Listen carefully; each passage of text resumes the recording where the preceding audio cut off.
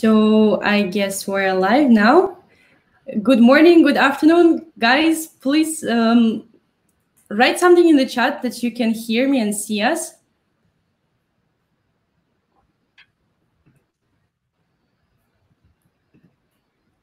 The chat section is on the right. So, great.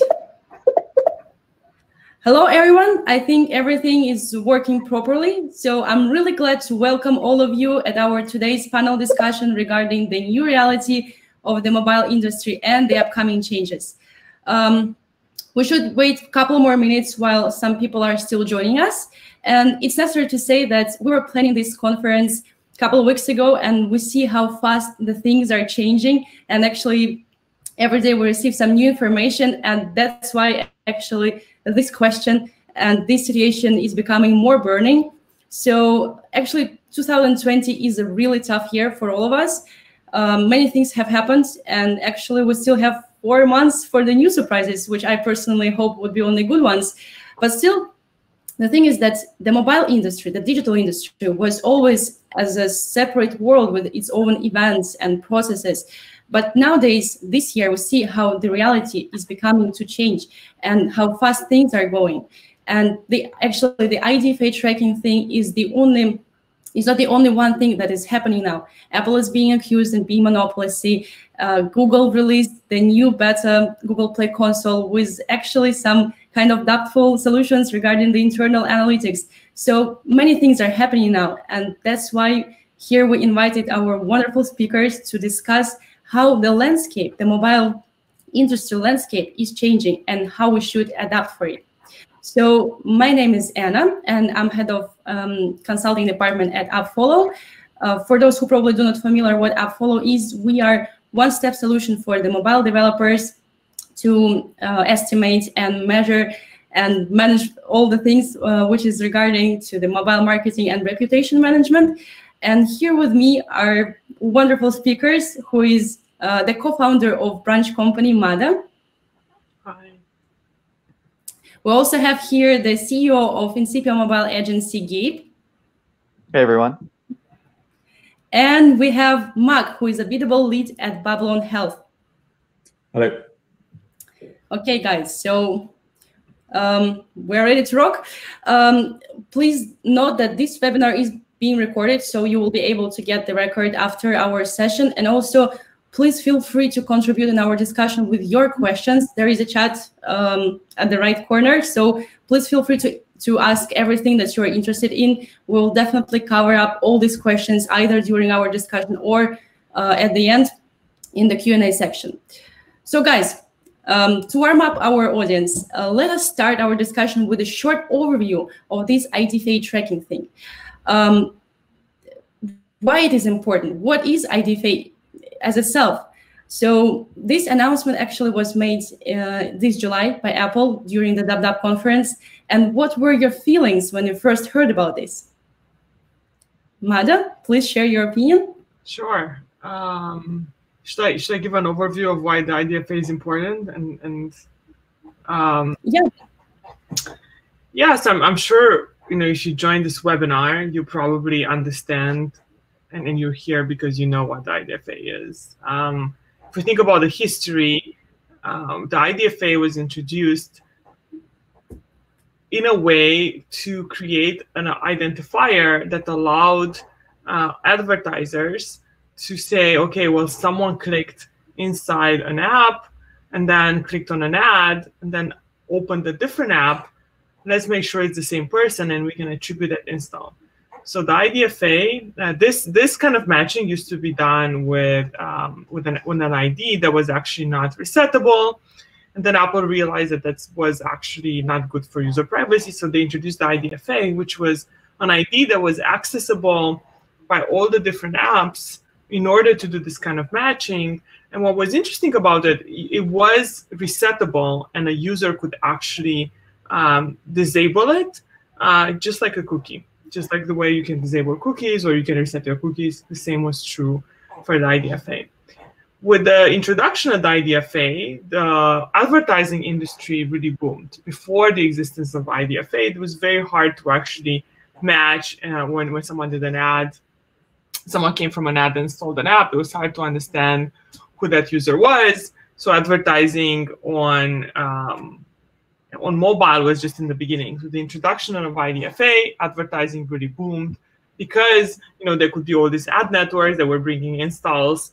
And we saw a boom in both advertising, different types of ad networks, and people spending a lot more on mobile than they did on the web. I think mobile advertising really surpassed TV advertising, I think, sometime last year, which was actually quite impressive. And part of that was the ability, well, the rise of mobile usage, but also the ability to track that with IDFA.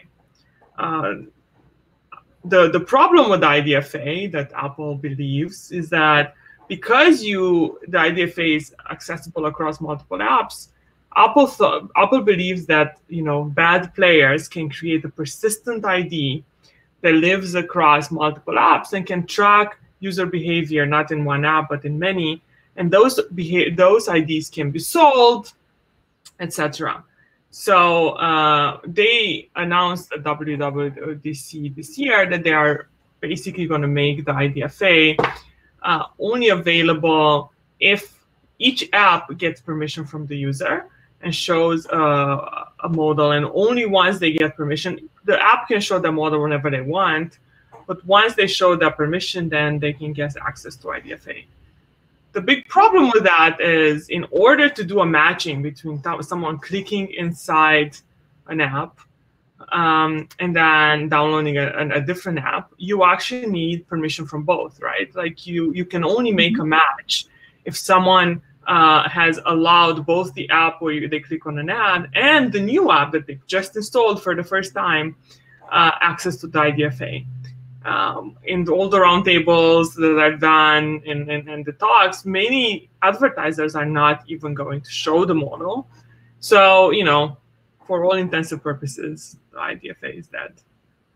So thanks, Mada. And Apple definitely went deeper in the privacy thing. And guys, as a helicopter view of these changes, what areas would be affected more by these new changes if they would be implemented? Mark, what do you think? So I think it's fair to say these changes will impact all different parts of the mobile ad ecosystem. So just to kind of focus it a bit more narrowly in terms of the sorts of advertised apps that are going to be hit hardest by this. So the ones we hit hardest are the ones that kind of rely most on IDFAs, if it's perhaps because a large portion of their monetization comes through retargeting, if it's because a large portion of the attributed conversions come through through windows. So both of those will be going out post IDFA, more or less. And then I think the other kind of big impact, or kind of way to understand which apps are going to be hit hardest, comes from, and we get a bit more into this later, but comes from understanding how conversion events and values are passed back in SKAdNetwork 2. So you might have heard a lot of people talking about gaming apps as being particularly hard hit. I think this is a good instructive example to see why different apps are hit hard. Because when you have gaming apps, not only is their monetization very heavily dependent on retention throughout a long period of time, because high-value users can only monetize a small amount in the first however many days you're tracking. But they also have very highly skewed LTV distributions where a small percentage of users make up a very large portion of revenue. And so typically you need quite a lot of data to be able to interpret early on, at least, who's likely to become a high-value user and who's not.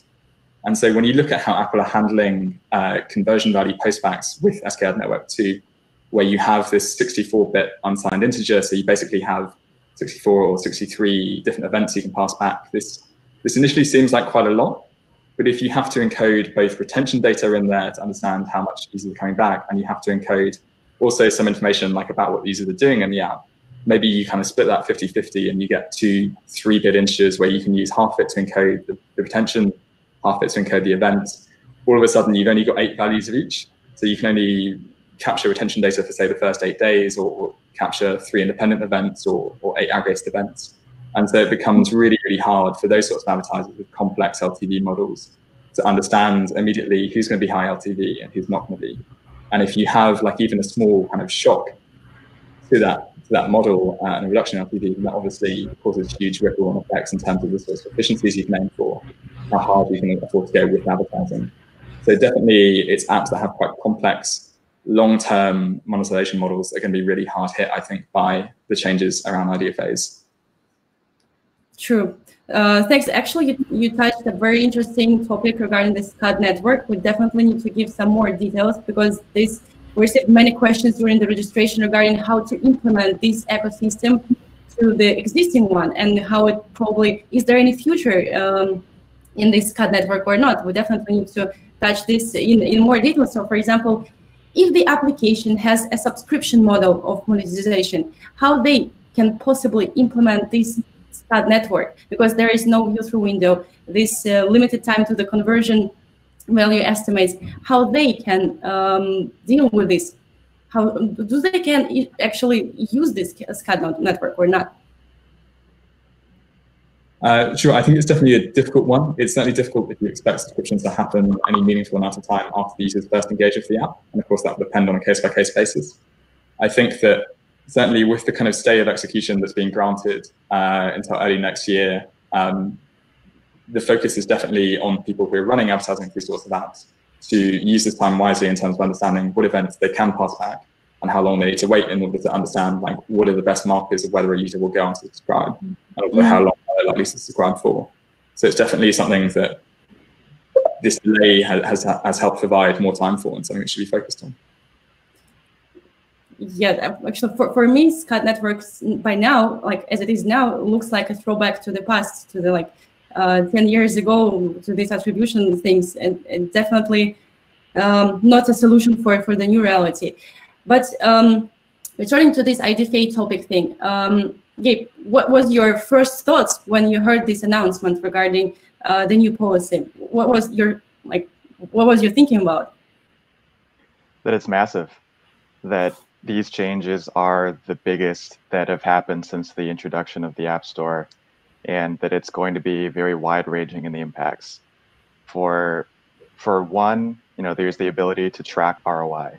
So if you're only limited to tracking through a 64-bit integer, you, as Mac mentioned, can only track so much information, and you won't really be able to track users long-term. Mm-hmm. There right now is no deterministic way that we've been used to all these years to track ROAS over 1 week period, 30-day period, 160-day, 80-day period. Because also, if you want to extend the timer, and we can get into describing how that works, the user has to open the app consistently so that you can continue to extend the timer with an additional event. If the user doesn't open the app, then you have to go into some gray area perhaps to try to extend that, but that's probably against Apple's guidelines and wishes. And a lot of networks are saying, we actually do not want you to extend the timer. We want you to track an event within 24 hours, a conversion value, and pass that back to us so that we can optimize for that. So your ability to track users long-term is now disrupted very significantly. We've also seen view-through attribution, which is very important for social channels, disappear. SKAD network 60-day click attribution, so that's going to hurt as well. And then, of course, we've seen the algorithms. What are they going to be fed by these days? The ability to do user-level tracking, which determines which users are valuable and which are not, and therefore which should be shown an ad for you who's trying to drive a subscription versus someone else who's trying to drive day 7 ROAS of 25% or higher. The ad networks and how they're serving ads to users, that's being disrupted too. So not only can you not track your users as well and say, my ROI is this, but when you're going to serve ads to users, your ROI, the quality of the users that you're reaching is going to be much more difficult because it's impacting the ad networks too.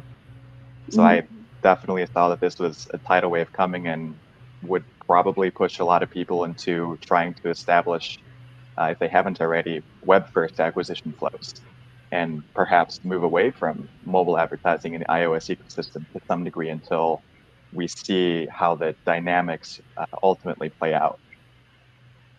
I totally agree. And I think we all breathed out with a great relief once Apple announced that they will postpone this implementation of this new policy, because the market is definitely not ready yet for such kind of changes. And actually, my first thoughts when I heard this announcements was something about what will the attribution world looks like. So how the MMP platforms will survive and how they will adapt for these changes. So Mada, what will you do in the branch company so to implement and survive in this new world? Yeah, I mean, we feel that, you know, the changes that Apple are making and the scan is definitely not enough. I think some of the examples that Mac and Gabe gave are good, but there's also others. Some examples could be companies that have a very long life cycle. Let's say real estate. You know, you get the user, they keep coming back, but they convert much later, maybe in a year, maybe in 2 years. For companies like that, scan is not even an option at all. There's like with their attribution window and their conversion window, this is like not something you can do. Same for like enterprise companies that have a mobile app, etc.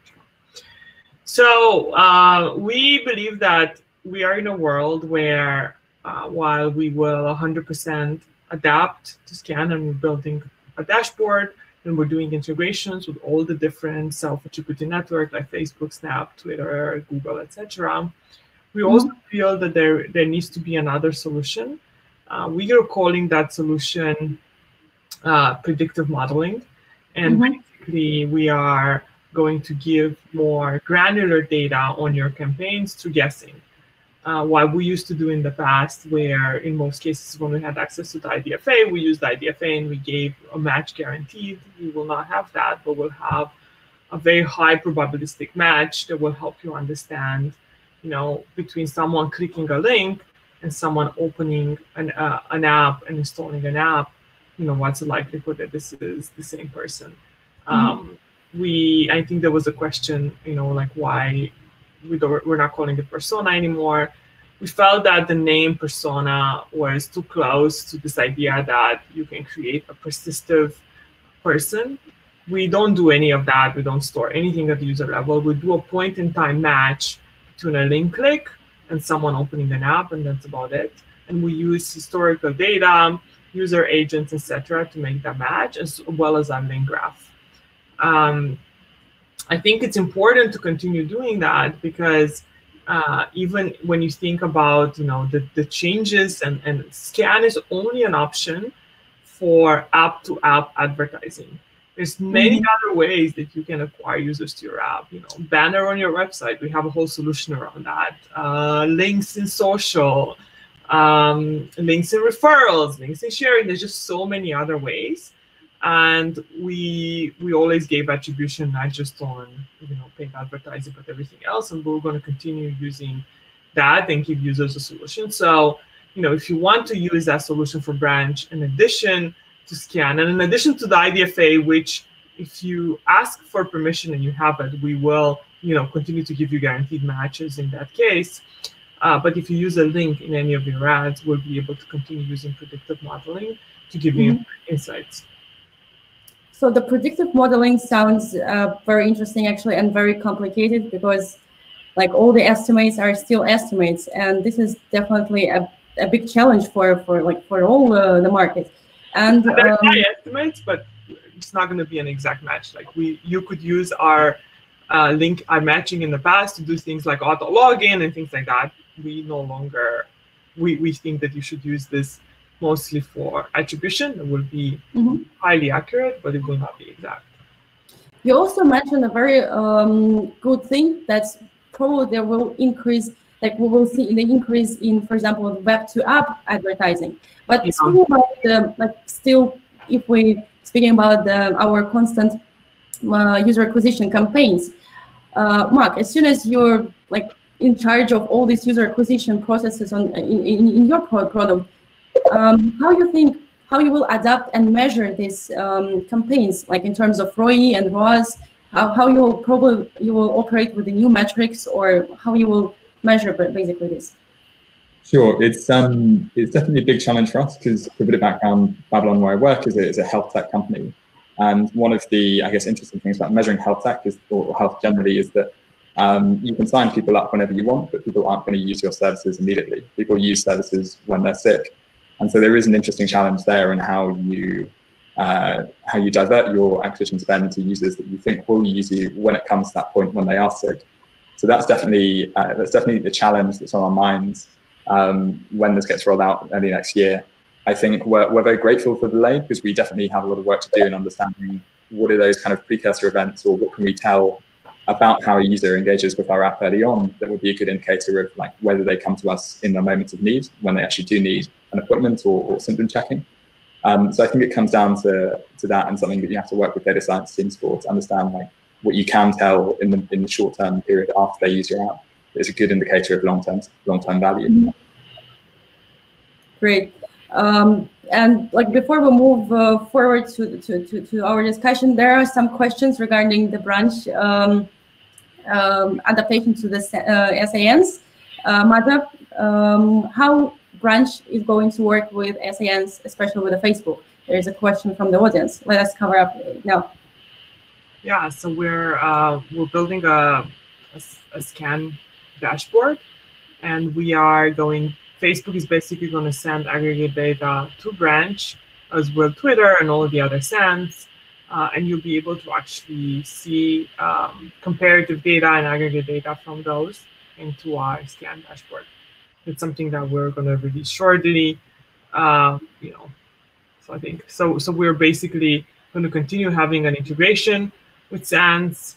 If in any of those you use links for your campaigns, which I know it depends on the type of ad, you will be able to also get predictive modeling on that and do comparisons. If you're using app install ads that don't require a link, you'll just get that data in our scan aggregate network. So I hope we answered on the questions. If there are any more, please also write in the chat, guys.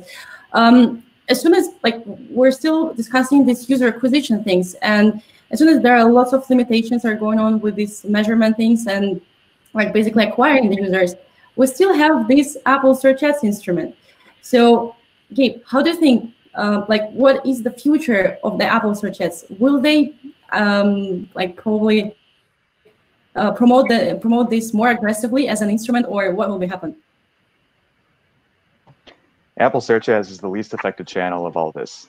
Naturally, it's Apple's product in a few ways. One, it has no view-through attribution. So there's no loss in the credit that's assigned to Apple Search Ads, whereas there will be a large loss to Snapchat, a large loss to TikTok, a significant loss to Facebook. So that's one way in which Apple Search Ads is stronger than ever. It's also, a lot of advertisers are used to search. You know that a keyword is a very high intent way to discover. It's pull marketing. You're pulling an ad towards you and say, I want to find Hopper, for instance. And so you know that that's the intent of the user. Whereas the display and social side of things, they rely on knowing who the user is in order to serve the right user the right ad, because they're not asking for those ads in their social streams.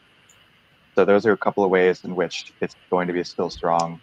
But in discussions with industry and some folks, we've realized that Search Ads actually doesn't use SKAd network, that they have their own attribution API, which will also be treated differently, or allow them to be treated differently. Exactly what this means, we're still not sure. Apple's not said explicitly, like, we will be getting this data or that data or not. And whether Apple Search Ads can receive conversion data and send it to you before the user has responded to app tracking transparency is another question. Apple is very tight-lipped on all of this, so that remains to be seen. But we also know that Apple has its own personalized ads, separate prompt in the settings. So for every other app, you have to prompt the user and say, will you allow us to track you? Apple's is in the settings, buried, in a different area, which is likely going to lead to a lot more people either being auto set up to allow permissions, unless you've turned on LAT from iOS 13, which carries over into iOS 14. So Apple's footprint of users that give them personalized permission is much deeper than, broader than any other app, naturally. And Search Ads as a channel itself will be interesting. There's the downside where you can't optimize towards a conversion event. But Apple is also expanding in a few areas. They're going to additional apps. They're putting ads, search ads, in their owned and operated inventory, news app, stocks app. So they're expanding there. There's also the question of, is Apple going back to setting up an ad network? They had iAd, a while ago, and that was a failure. Then search ads did well. They see that there's a revenue stream, for them in ads and services.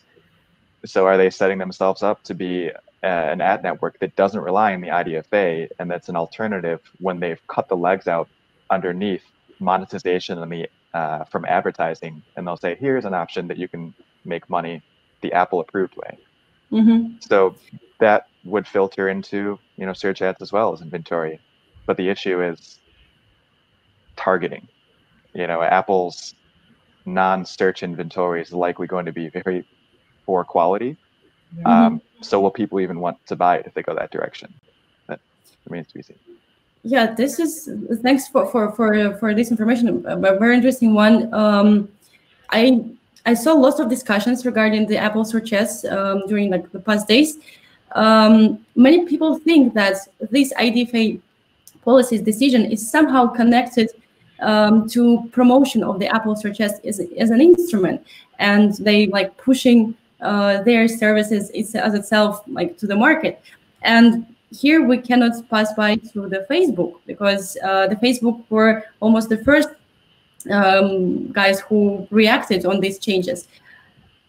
How do you feel about their the recent changes that they implemented in their SDK, and how do you think what they will do after the recent announcement that Apple will postpone this policy?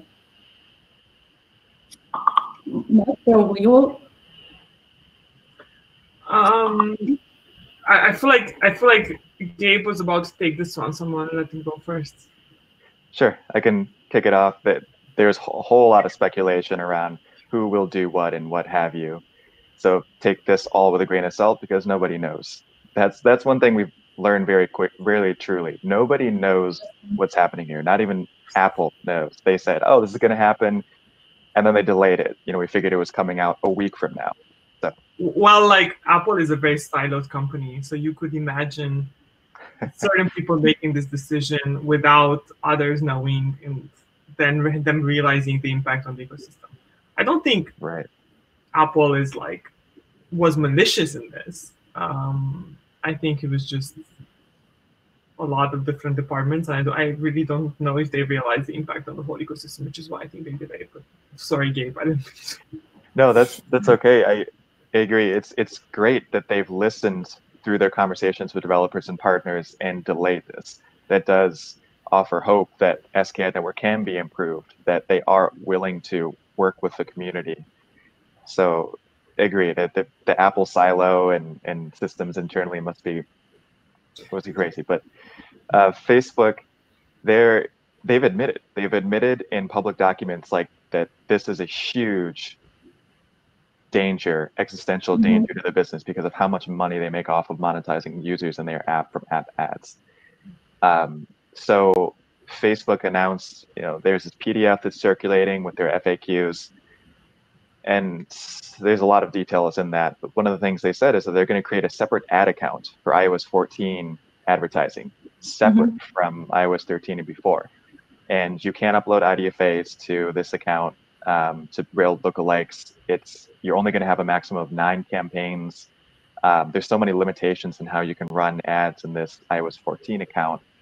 And they've said there's some guidance around how you pass back conversion values. For instance, they want they want you to immediately post back the conversion value so that they can optimize against that and not extend it out, 2 weeks to continue gathering retention data or full value data.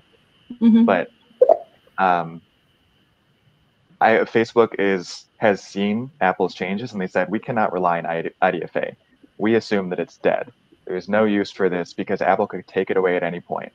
It's something that's ephemeral at this point. It's building on sand if we keep trying to work with the IDFA. So the big question is, what exactly will Facebook do, and how far will they push the gray area, the line? Facebook has logins with billions of users. It has its it is the best positioned in the mobile world to continue doing tracking and optimization of users even without an IDFA. You don't need it. However, Apple's guidelines say you need permission to track a user regardless of you doing single sign-on or other means. So the question with a lot of the stands in Facebook is like, how much are they going to push their advantage and kind of play chicken with Apple, where maybe in their algorithms somewhere deep down they are using some data from users that haven't given app tracking transparency permission to target, but they probably wouldn't admit that. They're saying like this is how it works, but we'll see the outcome of that. We'll see that ads are still serving pretty decently well.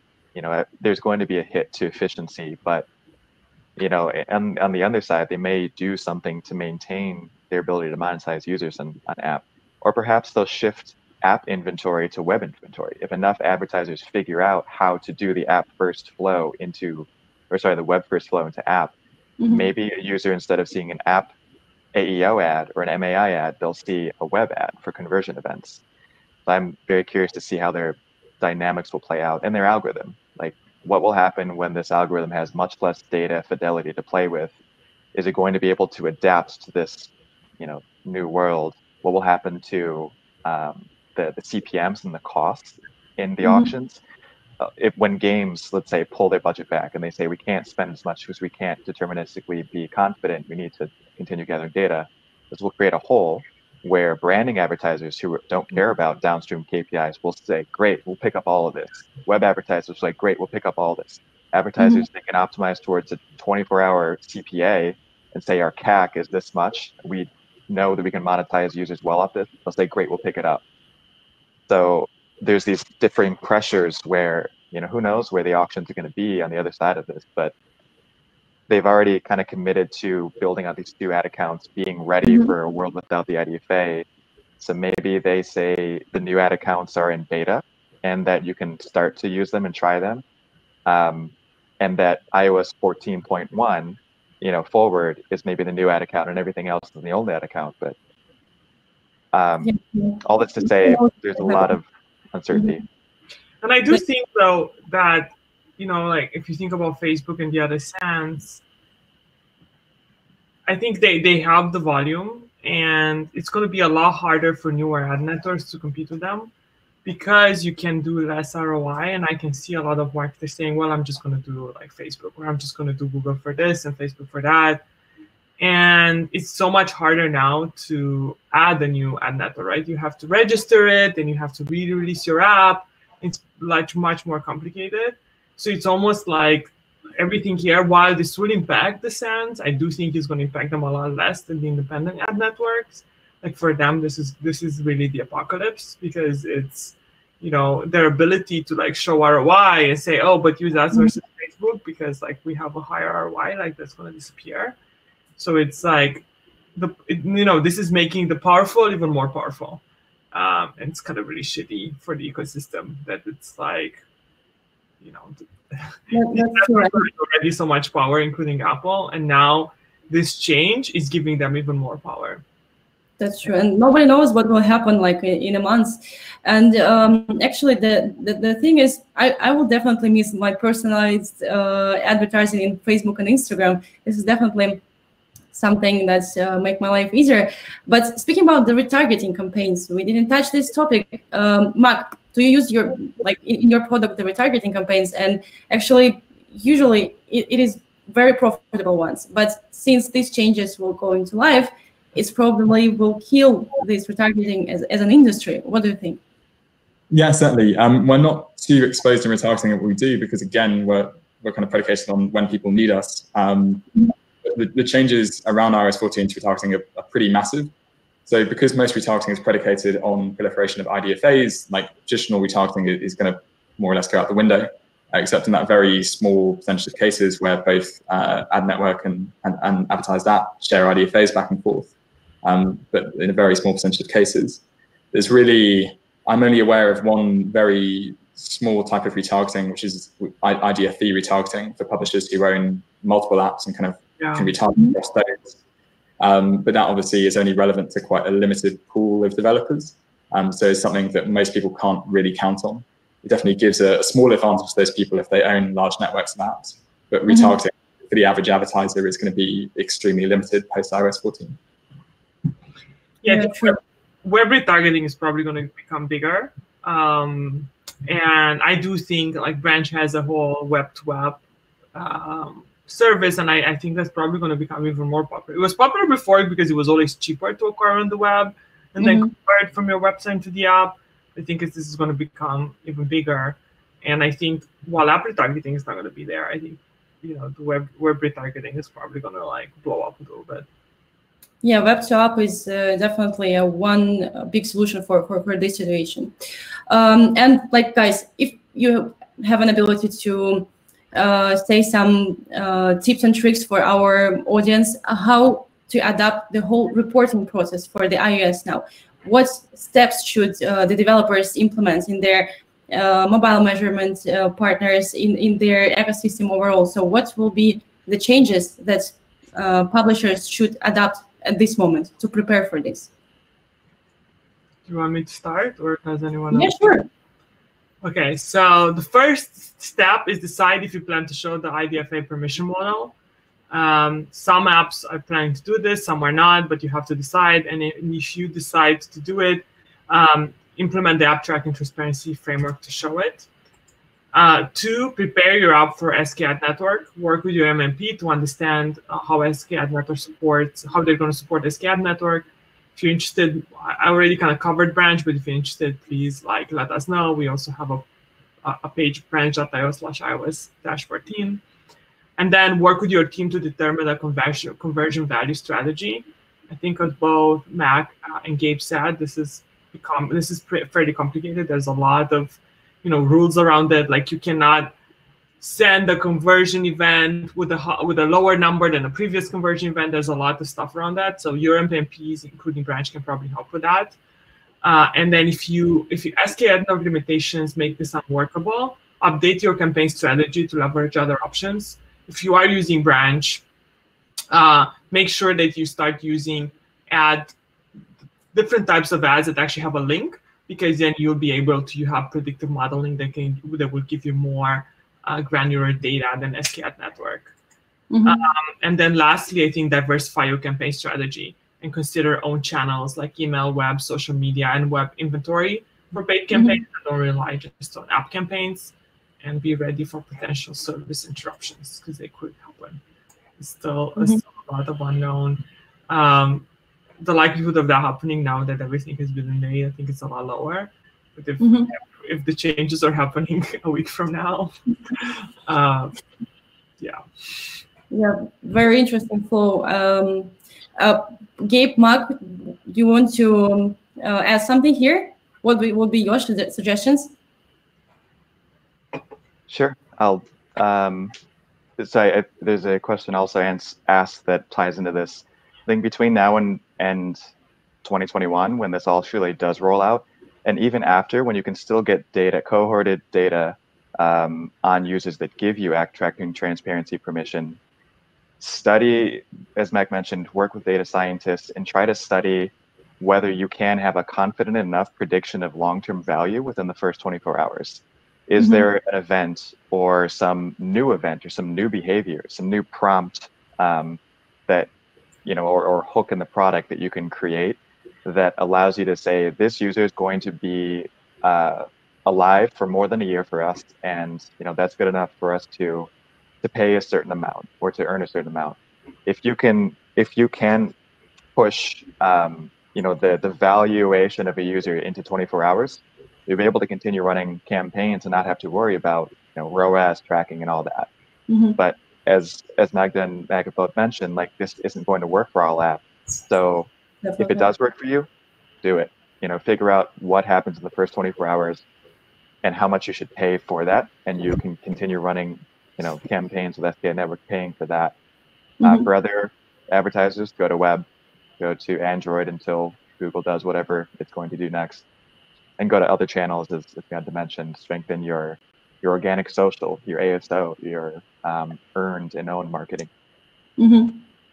And Mark, also, there was a question regarding the calculation, the revenue across the marketing campaigns in iOS 14. I think we partly covered this topic already, but do you want something to add here regarding these calculations as well and some suggestions? Sure. I think that ultimately we shouldn't expect to be able to do everything that we can do now in iOS 14. And so some of these things like calculating long-term recurring revenue won't be possible.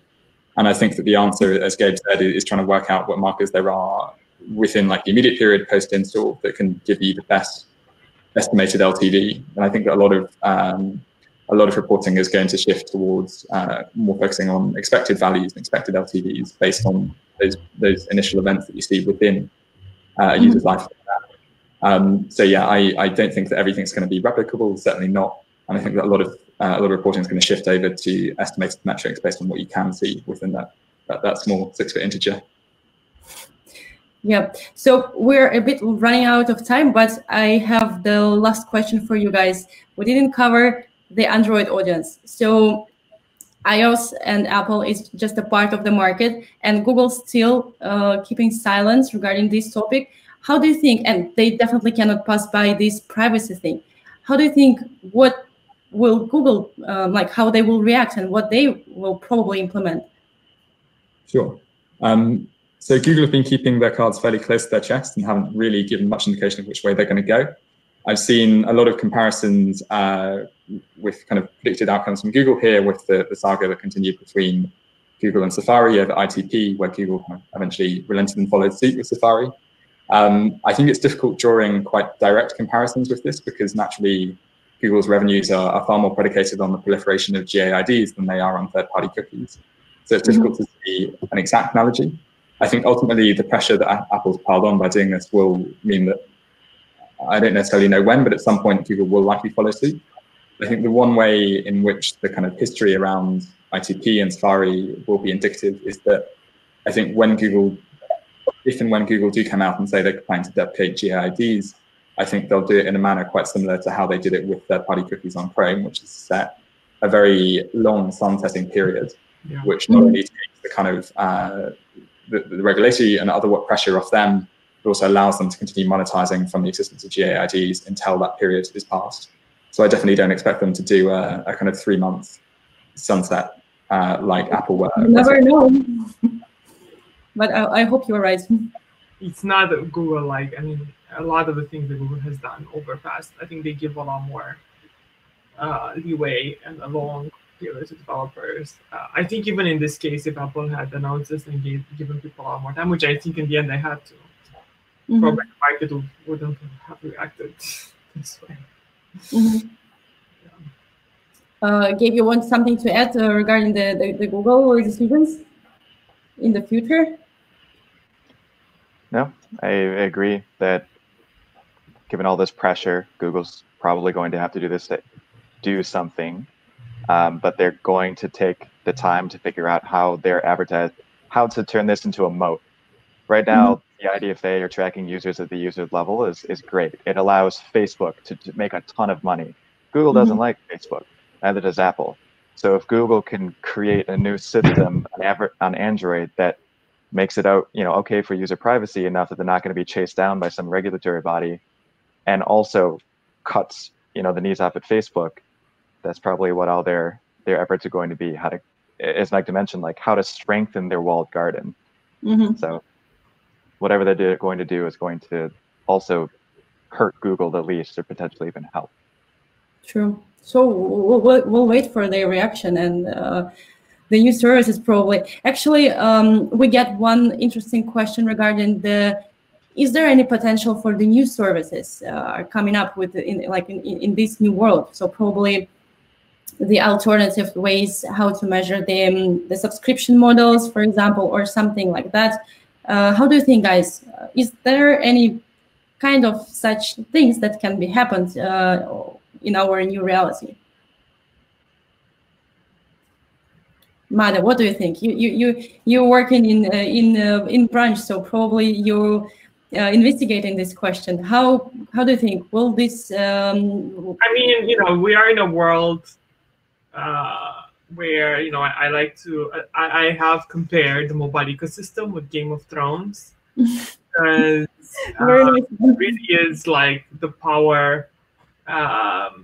It's not like the web is a lot more democratic. Like no one owns the web. Mobile is the platform where there's a few different empires, and they're, you know, owning the ecosystem, and they're fighting over the user eyeballs, and they're making a lot of moves. And on all these moves is kind of like shifting power. And I think whenever you have an ecosystem owned by empires, you always, you know, the revolutions do start.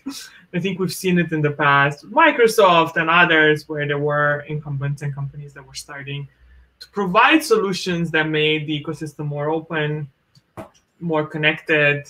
I think we're going to see more of that. I mean, I think that Branch's mission to make the mobile ecosystem more open and more connected, but I do think there will be others. I think right now, even when you think about app discovery, is the only way you discover apps is owned by these huge platforms. So I think there's going to be opportunities for others to come in and provide different solutions around this. So I think that's an area to watch. And I also think, you know, people are going to get very creative about the way they do measurement and tracking. I don't think anyone's going to go back. I mean, we are going to go back in the short term, but in the long term, there's going to be both pushes to Apple to open and continue to develop SKAd network, and I think it's going to be opportunities there and provide alternative solutions. So I think it's going to be, you know, a really interesting time. But you are going to see, the more tight this ecosystem becomes, the more you're going to see others coming in and challenging them with, you know, I think if you look at like even the phone industry, it used to be these like big incumbents, and now you're seeing companies like OnePlus and Huawei who are really growing worldwide. Some of them are thinking of even building their own OS systems, and so there is a push to take power away from these companies. And I think the more you exercise that power, the more competition actually like challenges you. Absolutely. I gotta touch just briefly on that, but yeah, like the battle for user value is heating up so much. And Apple and Epic, you know, there's going to be more challenges, like who knows where that's going to go. But yeah, this is showing, as you mentioned, that people are starting that things are starting to happen. It's a chain reaction, and a lot of things are going to happen at once. That's the way that kind of humans work, where your attention gets focused on something, you see things around the periphery, and other opportunities pop up that you didn't see before. So yeah, challenges to the way that things are done in iOS 13, you know, are going to proliferate. Maybe it's going back to web, HTML5. Maybe people abandon, you know, mobile. Apple created App Clips, which gives you a little bit of functionality, but to have to download an app before you can use it, that's always been a challenge. Why is that a blocker? It's a better experience, user experience, but it's a huge blocker. So maybe Apple's trying to head off any move towards web with App Clips, but, you know, will it be enough? Will people think, forget this? Yeah, excellent a point about the phone company saying, well, you know, forget using Android, we're going to use our own system. You know, forget using the Play Store, we're going to build our own.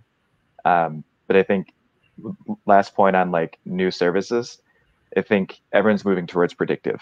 And so like they've called it like top-down marketing mix measurement.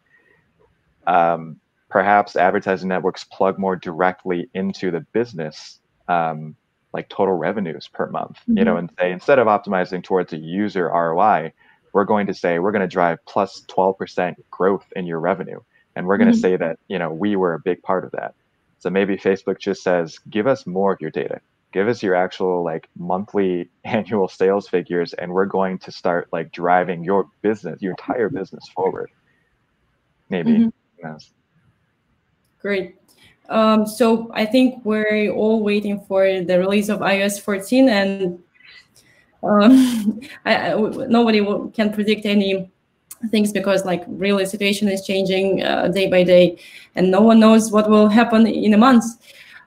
So guys, I think we are run out of time. So I'm really enjoyed our conversation. So I hope that we answered lots of questions that we received. And guys, also please feel free to follow up any questions if you have some after. So you will be able to get this recording after, I think, tomorrow.